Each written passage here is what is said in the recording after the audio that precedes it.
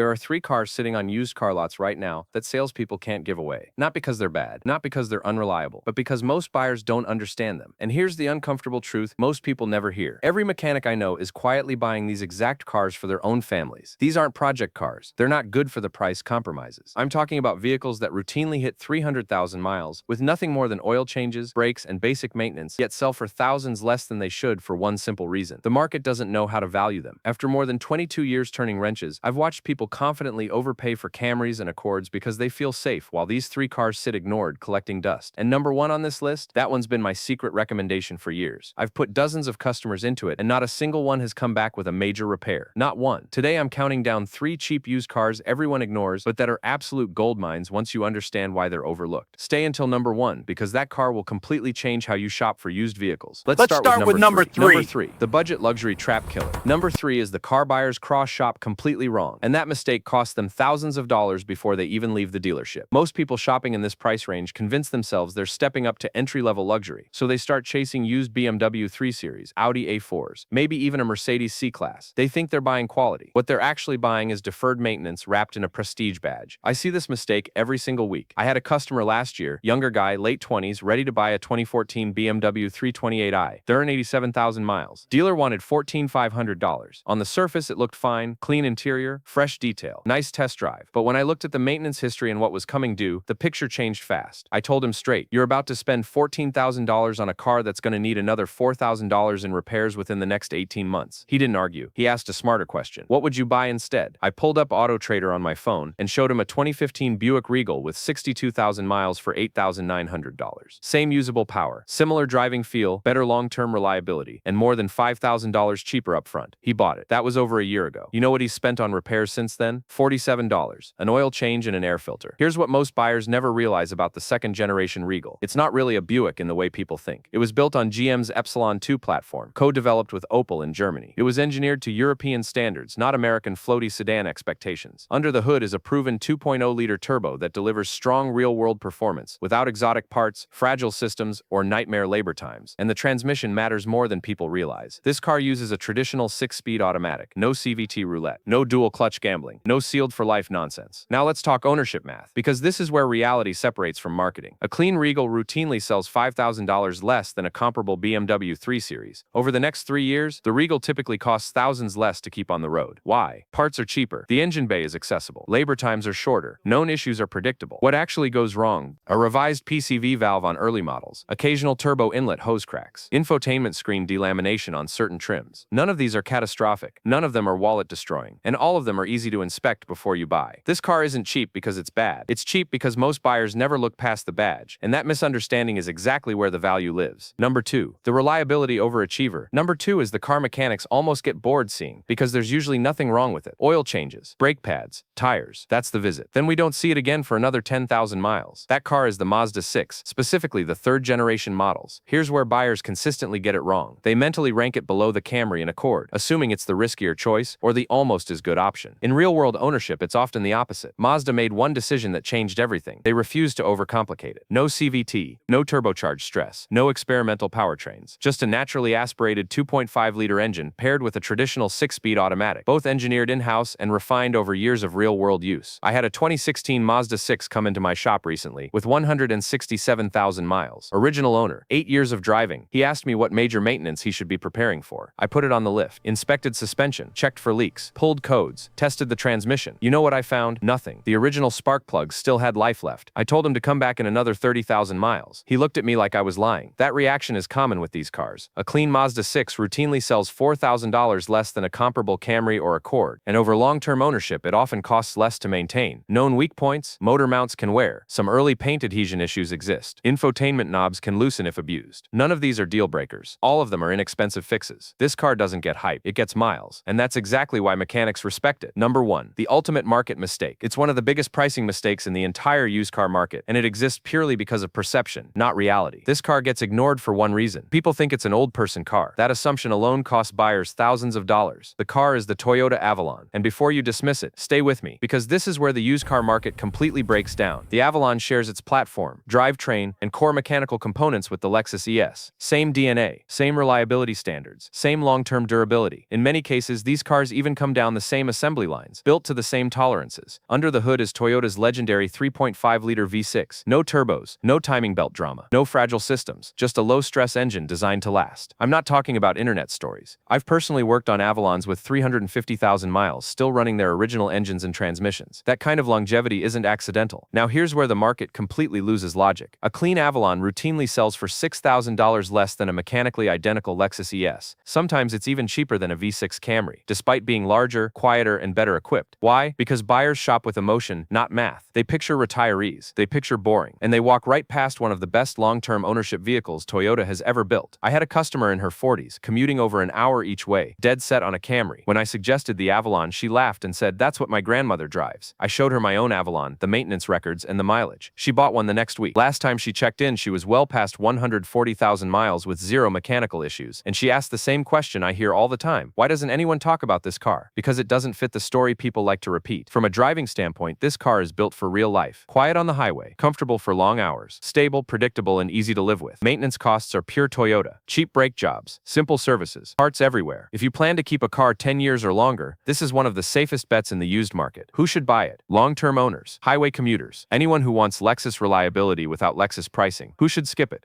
Image matters more than ownership cost. If you want a sporty driving feel, this car isn't trying to impress anyone, and that's exactly why it wins. The Avalon doesn't just beat the market, it exposes it. Smart buyer checklist, pro-level tips. Before you buy any of these, here's how smart buyers lock in the win. First, run the VIN, not just for accidents, but for recall history and warranty extensions. Some issues are already fixed for free, and most buyers never check. Second, profile the previous owner. One owner, long-term ownership beats low miles every time. Service records matter more than odometer numbers. Third, use known weak points as negotiation leverage. Minor issues aren't deal breakers, they're price reducers. If it's documented and fixable, it's power. Fourth, match the car to your climate. Heat accelerates interior wear. Cold climates stress suspension and mounts. Inspect accordingly. Finally, don't rush. These cars aren't rare. The right one is. When the numbers make sense, pull the trigger. Final takeaway. Here's the truth most buyers never hear. The market rewards image, not longevity. That's why solid, overbuilt cars get ignored, while popular choices stay overpriced. The Buick Regal gets punished for its badge. The Mazda 6 gets overlooked because it isn't trendy. The Avalon gets dismissed because of who people think drives it. None of those things affect reliability. If you care about total cost of ownership, these are the cars that win, not because they're exciting, but because they last. Once you understand this, you never shop the same way again. If this video saved you money or changed how you think about used cars, hit subscribe. I'll keep breaking down the cars dealers push versus the ones that actually make sense. See you in the next one.